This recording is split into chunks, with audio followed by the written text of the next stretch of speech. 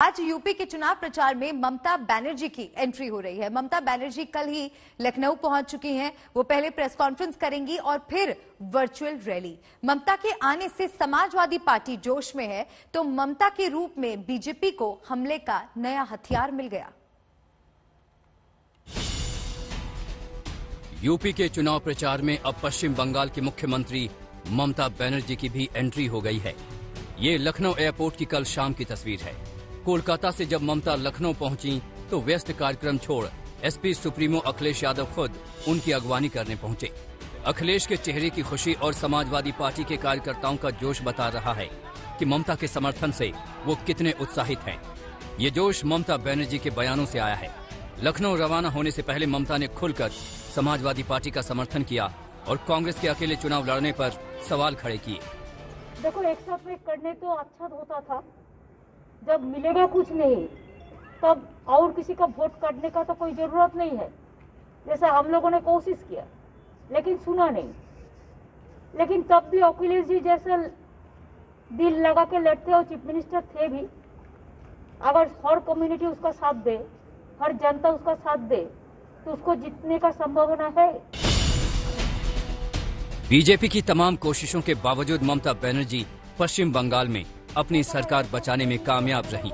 वो बीजेपी के खिलाफ विपक्षी राजनीति में मजबूत नेता के रूप में उभरी हैं। ऐसे में उनका समर्थन समाजवादी पार्टी के लिए एक मॉरल टॉनिक की तरह होगा। लखनऊ के समाजवादी पार्टी दफ्तर में सुबह 11:30 बजे ममता और अखिलेश की साझा प्रेस कॉन्फ्रेंस होगी और इसके बाद ममता वर्चुअल रैली करेंगी। ममता का पीएम के संसदीय क्षेत्र वाराणसी जाने का भी कार्यक्रम है। वाराणसी में ऐसे में मेरे को शिव मंदिर में जाना है और थोड़ा दिया जलाना भी देखना है। उसका हम बहुत दफे पहले गया लेकिन मौका नहीं मिला, तो वो दो काम हम लेंगे साथ में, जब मौका मिलेगा मीटिंग भी कर देंगे। ममता के आने से अखिलेश खुश हैं। ट्वीट किया, बंगाल में मिलकर हराया था, अब यूपी में हराएंगे। दीदी से अपना वादा है, हम फिर जीत कर आएंगे। यूपी में दीदी का हार्दिक स्वागत एवं अभिनंदन। लेकिन ममता की यूपी एंट्री के बाद बीजेपी नए सिरे से हमलावर हो गई है। बीजेपी की तरफ से ममता और अखिलेश पर चौतरफा निशाना साधा गया। सुनने को मिला है कि कुछ लोग बंगाल से आ रहे हैं, अखिलेश जी का समर्थन कर रहे हैं। सुना है कि वो प्रेस कॉन्फ्रेंस करेंगे कि अखिलेश जी को समर्थन दो। मतलब अब सपा का यह हाल हो गया है कि सबको बुलाना पड़ता है उत्तर प्रदेश की जनता को बतलाने के लिए कि समर्थन दो, समर्थन दो। समाजवादी क्या लुटवाना चाहते हैं राज्य को? क्या प्रदेश को लूटा जाए? क्या इतनी शांति से राज्य चल रहा है योगी शासन में, तो क्या जरूरत है? गुंडागर्दी बंद है, भ्रष्टाचार बंद है, नियुक्तियां सही हो रही हैं, प्रधानमंत्री आवास लोगों को बन रहा है, शौचालय बन रहा है, आयुष्मान का कार्ड मिल रहा है, घर में राशन पहुंच रहा है, सब कुछ पर रहा है। क्यों हमारा जगता की माहौल? न दंगा हो रहा है, न फसाद हो रहा है, 5 साल से शांति है। तो उत्तर प्रदेश की महिलाएं, लड़कियां, बेटियां मन बना चुकी हैं और गांव गरीब किसान सभी लोग मन बना चुके हैं। कमल खिलेगा और योगी सरकार पुनः आएंगे। ममता बनर्जी यूपी में जितना बार जाएगी तितना बार योगी जी को सीधा सीधा फायदा मिलेगी। हिंदू विरोधी छवि है, जितना बार जाएगी श्री कृष्ण कोई माटी, प्रभु रामचंद्र की माटी, काशी धाम है, गोरखपुर धाम है, वहाँ जो राम को लाई है यूपी उनको लाएंगी। ममता के आने से अखिलेश को कितना फायदा होगा इसका पता तो चुनावी नतीजे आने के बाद चलेगा।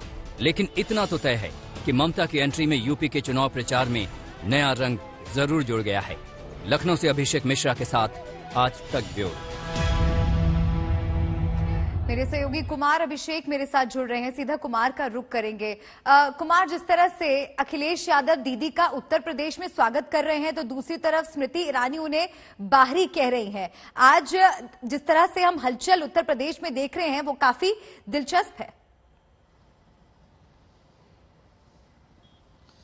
बिल्कुल मल्लिका, बेहद ही दिलचस्प है आज। और लखनऊ कह सकते हैं कि आज सियासत की धुरी बनी हुई है। एक तरफ ममता बनर्जी अखिलेश यादव के साथ आज ज्वाइंट प्रेस कॉन्फ्रेंस करने जा रही हैं। 11:30 बजे प्रेस कॉन्फ्रेंस होगी, उसके बाद वहीं पर अपने उनके कार्यकर्ताओं से मुलाकात होगी।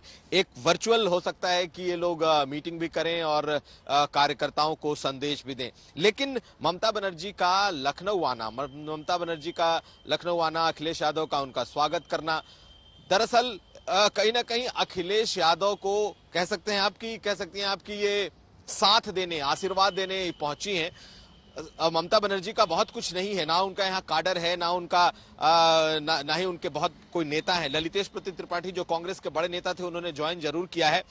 लेकिन दो बातें हैं, एक तो ये कि अखिलेश यादव के साथ खड़ी होने की बात दिखाई दे रही है कि ममता बनर्जी पूरी तरीके से खड़ी है। और अगर देश के नेता के तौर पर बात की जाए तो सबसे बड़े नेता के तौर पर आज के विपक्ष में ममता बनर्जी इस वक्त अखिलेश यादव के साथ दिखाई देना चाहती हैं। ये आज की सबसे बड़ा जो मैसेज है वो ये है। और दूसरा, 2024 में अगर कोई राष्ट्रीय राजनीति होती है उसके लिए भी उनका ये एजेंडा हो सकता है, लेकिन आज बड़ा एजेंडा यही दिखाई दे रहा है। बिल्कुल, और ये कहीं ना कहीं ये भी बताता है कि एक नए बीजेपी विरोधी मोर्चे को शायद तैयार करने की कोशिश हो रही है। शुक्रिया कुमार आपका हमारे साथ जुड़ने के लिए।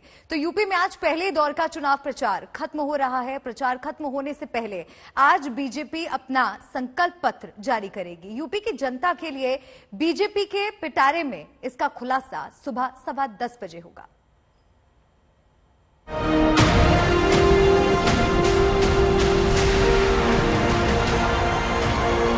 आपको कर्फ्यू वाली सरकार चाहिए या कावड़ यात्रा वाली सरकार चाहिए? कि जितना बड़ा भारतीय जनता पार्टी का नेता है उतना बड़ा झूठ बोल रहा है। अगर भारतीय जनता पार्टी का छोटा नेता है तो छोटा झूठ बोल रहा है। जाटलैंड में आज थम जाएगा चुनाव प्रचार का शोर। 10 फरवरी को मतदान है और आज चुनाव प्रचार का आखिरी दिन, लिहाजा आज यूपी की सियासत का एक्शन से भरपूर दिन होने वाला है। इसमें सबसे अहम है बीजेपी का संकल्प पत्र। लखनऊ में आज गृह मंत्री अमित शाह बीजेपी का घोषणा पत्र जारी करेंगे। इस मौके पर यूपी के CM Yogi Adityanath, deputy CM Dinesh Sharma, UP में बीजेपी के चुनाव प्रभारी धर्मेंद्र प्रधान और केंद्रीय मंत्री अनुराग ठाकुर मौजूद रहेंगे। बीजेपी का संकल्प पत्र पहले रविवार को जारी होना था, लेकिन लता मंगेशकर के निधन की वजह से कार्यक्रम को स्थगित कर दिया गया। 212 संकल्प लिए थे हम लोगों ने उस समय, और इन 5 वर्षों में एक एक संकल्प को मंत्र मान करके महिला कल्याण, उत्तर प्रदेश के अंदर अन्नदाता किसानों की उन्नयन, नौजवानों के रोजगार, गांवों के और शहरी क्षेत्र के समग्र विकास की जो कार्य योजना जमीनी धरातल पर उतारने का कार्य किया है। चुनाव प्रचार में बीजेपी लगातार अपनी उपलब्धियां गिना रही है। साथ ही साथ मुजफ्फरनगर दंगे, कैराना से पलायन और अल्पसंख्यक तुष्टीकरण जैसे आरोप से समाजवादी पार्टी को घेरने में लगी है। मुजफ्फरनगर के खतौली में कल सीएम योगी ने किस तरह अखिलेश पर हमला बोला, ये देखिए। आपको कर्फ्यू वाली सरकार चाहिए या कावड़ यात्रा वाली सरकार चाहिए? कर्फ्यू पसंद करते हैं या कावड़ यात्रा? कावड़ यात्रा कौन चलाएगा? इधर योगी आदित्यनाथ उत्तर प्रदेश की पिछली समाजवादी सरकार पर निशाना साध रहे थे। उधर सहारनपुर में अखिलेश भी अपनी साइकिल को रफ्तार दे रहे थे। वो भी बीजेपी के नेताओं पर तीखे हमले बोल रहे थे। और मैंने देखा है कि जितना बड़ा भारतीय जनता पार्टी का नेता है उतना बड़ा झूठ बोल रहा है। अगर भारतीय जनता पार्टी का छोटा नेता है तो छोटा झूठ बोल रहा है, उससे बड़ा नेता है तो उससे बड़ा झूठ बोल रहा है, सबसे बड़ा नेता है तो सबसे बड़ा झूठ बोल रहा है।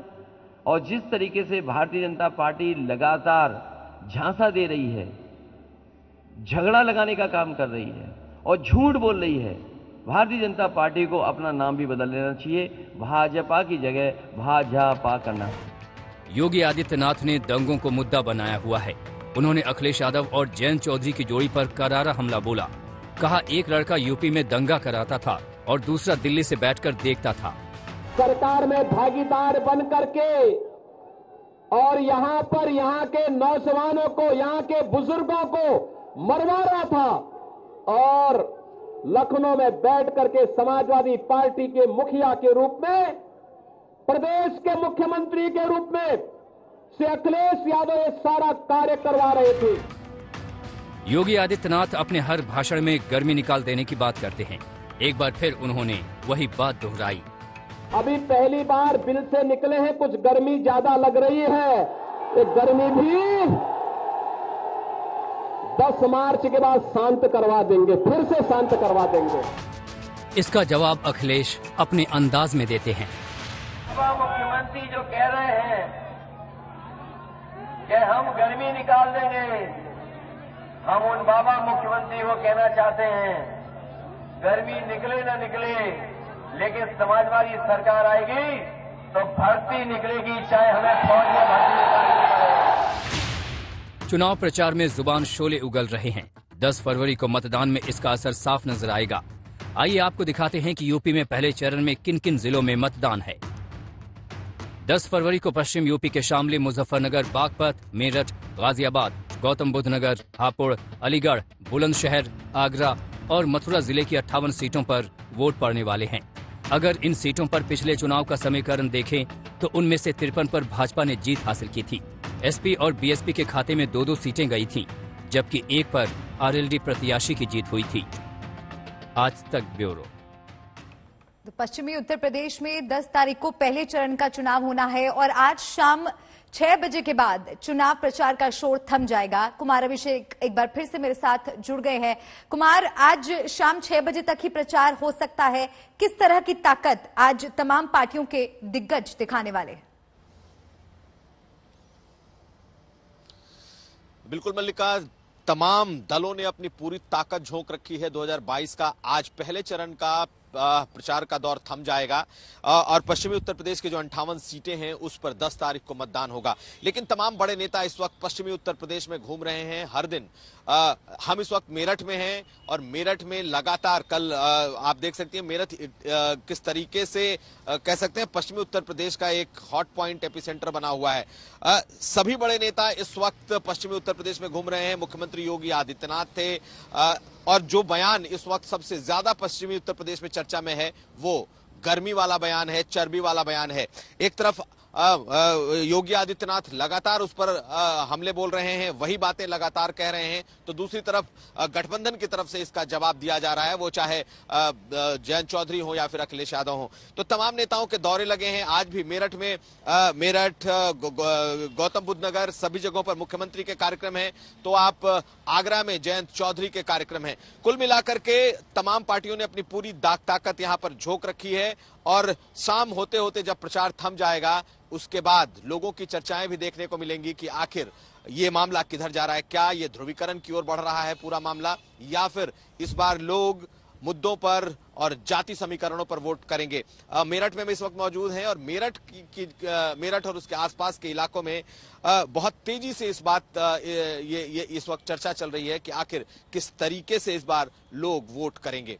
मल्लिका। बिल्कुल कुमार, तो कुल मिलाकर उत्तर प्रदेश का आज सियासी पारा चढ़ा हुआ है। आज यूपी के चुनाव में 2 महत्वपूर्ण नामांकन का भी दिन है। गोरखपुर में सीएम योगी के खिलाफ आजाद समाज पार्टी के राष्ट्रीय अध्यक्ष चंद्रशेखर आजाद नामांकन दाखिल करेंगे, तो सिराथू से डिप्टी सीएम केशव प्रसाद मौर्य के खिलाफ समाजवादी पार्टी से पल्लवी पटेल पर्चा भरेंगी। नामांकन से पहले कल हापुड़ में चंद्रशेखर ने क्या कहा, आपको सुनाते हैं।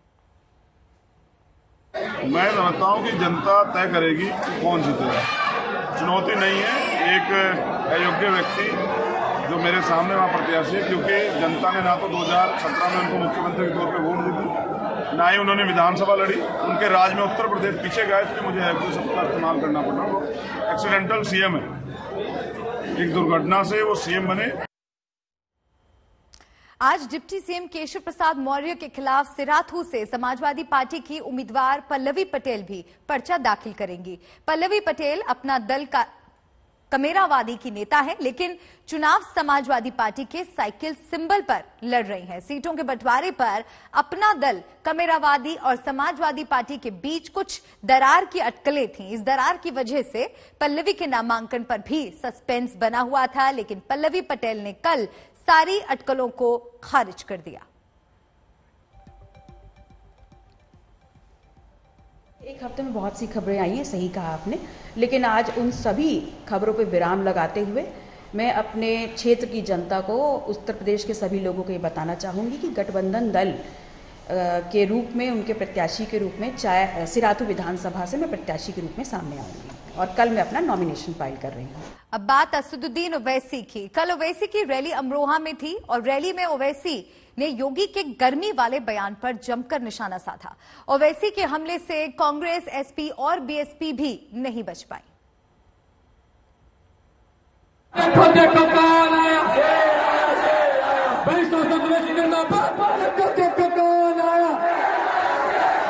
आपको बताना चाह रहा हूं कि योगी आदित्यनाथ अपने भाषण में कहती है कि मैं मई जून में सर्दी पैदा कर दूंगा। मुख्यमंत्री है और कहते हैं कि मई जून में सर्दी पैदा कर देंगे। मुख्यमंत्री, आपको तो मौसम वैज्ञानिक बन जाना चाहिए।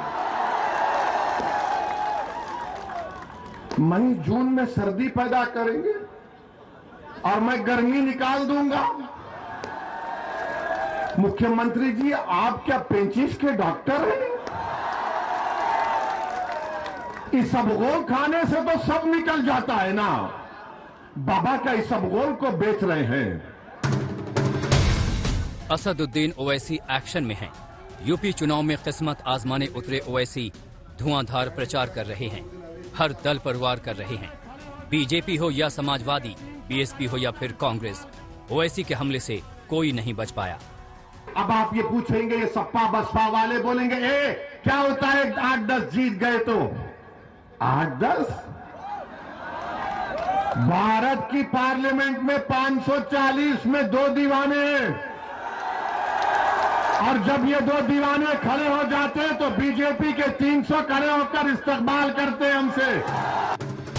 यूपी के सीएम योगी आदित्यनाथ का 10 मार्च के बाद गर्मी शांत कर देने वाले बयान पर ओवैसी ने खास तौर पर निशाना साधा। हमने जो गर्मी पैदा की है वो सच्चाई की बुनियाद पर, हकीकत की बुनियाद पर, गैरत की बुनियाद पर, इज्जत को हासिल करने के लिए, मुकाम को हासिल करने के लिए, हिस्सेदारी को हासिल करने के लिए हमने ये गर्मी पैदा की है। बाबा सुन लो, अगर हम मर भी गए, ये लोग हमारे पैगाम को लेकर सुबह क़यामत तक चलते रहेंगे। ओवैसी पर लगातार वोट कटवा होने का आरोप लगता है। इसका भी उन्होंने सीधा जवाब दिया। राहुल गांधी अमेठी हार गए, केरल चले गए। ओवैसी बिहार वाली कामयाबी यूपी में दोहराना चाहते हैं, लेकिन ओवैसी की मौजूदगी से समाजवादी पार्टी खास तौर पर सशंकित है कि कहीं ओवैसी मुस्लिम वोट काटकर उनका खेल न बिगाड़ दे। बीएस आर्या, अमरोहा, आज तक। ओवैसी की सुरक्षा का मुद्दा भी गर्म है। चिजारसी टोल प्लाजा पर ओवैसी की कार पर हुई फायरिंग को लेकर कल गृह मंत्री अमित शाह ने संसद में बयान दिया और ओवैसी से जेड श्रेणी की सुरक्षा लेने की अपील की, लेकिन ओवैसी ने अपनी सुरक्षा को सीएए से जोड़ते हुए सरकार के अनुरोध को ठुकरा दिया। उन्हें सुरक्षा देने का प्रयास सफल नहीं हो पाया। श्री ओवैसी के खतरे का पुनः मूल्यांकन कराया गया है और खतरे के आकलन के आधार पर उनका दिल्ली में बुलेट प्रूफ कार के साथ अखिल भारतीय स्तर पर केंद्रीय रिजर्व पुलिस बल की जेड श्रेणी की सुरक्षा प्रदान की गई है। मेरा वक्तव्य समाप्त हुआ, मगर हमारे पास जो मौखिक सूचनाएं श्री ओवैसी के द्वारा भेजी गई, उन्होंने अभी भी सुरक्षा लेने से इनकार किया है। मैं सदन के माध्यम से श्री ओवैसी को विनती करना चाहूंगा कि वो तत्काल सुरक्षा ले ले। देश के होम मिनिस्टर अमित शाह ने पार्लियामेंट में कहा कि हम ओवैसी जी से अपील करते हैं कि वो सुरक्षा ले लें। हम देश के होम मिनिस्टर से ये अपील करते हैं कि असदुद्दीन ओवैसी की जान की कीमत वो जो उत्तर प्रदेश के CAA के प्रोटेस्ट में 22 लोग मारे गए उनसे बढ़ के नहीं है। यूपी चुनाव की गर्मा गर्मी ट्विटर पर भी देखी जा रही है। कल योगी और केजरीवाल के बीच ट्विटर पर जमकर जंग हुई। कोरोना महामारी को लेकर पहले योगी ने केजरीवाल पर हमला बोला, फिर केजरीवाल ने भी उतनी ही तल्खी से उसका जवाब दिया। योगी ने केजरीवाल को अमानवीय और अलोकतांत्रिक बताया तो केजरीवाल ने नदी में लाशों के बहाने गंभीर आरोप लगा डाले। तो ये ट्वीट भी हम आपको दिखा रहे हैं किस तरह से योगी वर्सेस केजरीवाल ट्विटर पर देखा जा रहा है। छोटे बच्चों और महिलाओं तक को आधी रात में उत्तर प्रदेश की सीमा पर असहाय छोड़ने जैसा अलोकतांत्रिक व अमानवीय कार्य आपकी सरकार ने किया। आपको मानवद्रोही कहें या क्या, तो ये ट्वीट किया यूपी के मुख्यमंत्री योगी आदित्यनाथ ने और जवाब में केजरीवाल ने भी ट्वीट किया। सुनो योगी, आप तो रहने ही दो। जिस तरह यूपी के लोगों की लाशें नदी में बह रही थीं और आप करोड़ों रुपए खर्च करके टाइम्स मैगजीन में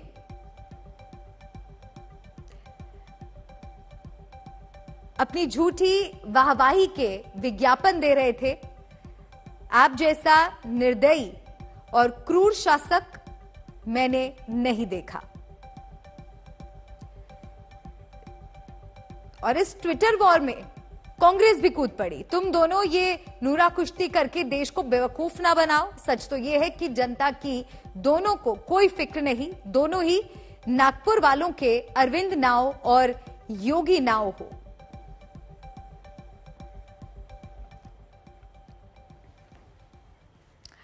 यूपी में चुनाव के बीच कल प्रियंका गांधी गोवा में चुनाव प्रचार कर रही थी। प्रियंका ने अपने चुनाव प्रचार में ममता बनर्जी और अरविंद केजरीवाल पर निशाना साधा। ममता ने बगैर नाम लिए दोनों को बाहरी बताया।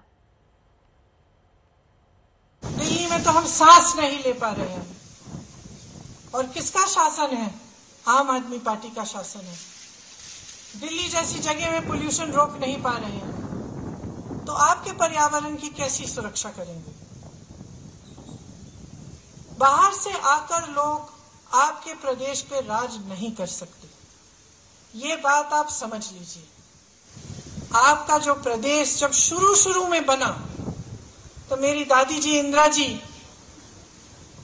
ने आप सबसे पूछा था कि क्या आप एक अलग प्रदेश बनना चाहते हैं या आप महाराष्ट्र का हिस्सा बनना चाहते हैं, और आप ही ने बताया, गोवा की जनता ने बताया कि नहीं, हमारी संस्कृति अपनी संस्कृति है, हमारा कल्चर अपना है, हमारा अस्तित्व अपना है, हम अपना प्रदेश चाहते हैं। तभी ये अलग प्रदेश गोवा बना। कांग्रेस पार्टी इस बात को बहुत अच्छी तरह समझती है कि आज गोवा की सबसे बड़ी जरूरत ये है कि गोवा फिर से गोवा के लोगों के हाथों में आए। अब बात कांग्रेस पर प्रधानमंत्री के आरोपों की बौछार की। कल प्रधानमंत्री नरेंद्र मोदी ने लोकसभा में राष्ट्रपति के अभिभाषण पर धन्यवाद प्रस्ताव पर हुई चर्चा का जवाब दिया। कांग्रेस को हमेशा से इन बातों से नफरत रही है। विभाजनकारी मानसिकता उनके डीएनए में घुस गई है। अंग्रेज चले गए लेकिन बांटो और राज करो, ये नीति कांग्रेस ने अपना चरित्र बना लिया है। और इसलिए ही आज कांग्रेस टुकड़े टुकड़े गैंग की लीडर बन गई है। खाली हुकूमत की नहीं, जिम्मेदारी हर एक आजाद शख्स की होती है।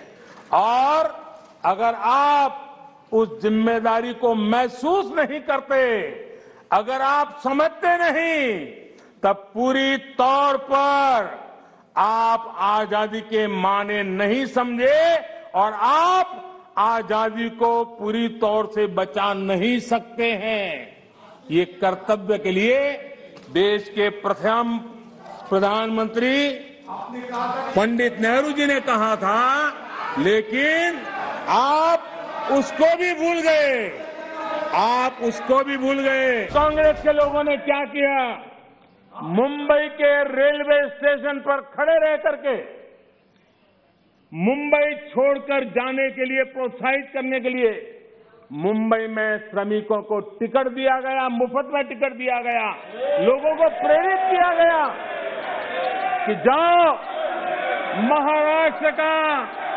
महाराष्ट्र में हमारे पर जो बोझ है वो जरा कम हो, और जाओ तुम उत्तर प्रदेश के हो, तुम बिहार के हो, जाओ वहां कोरोना फैलाओ।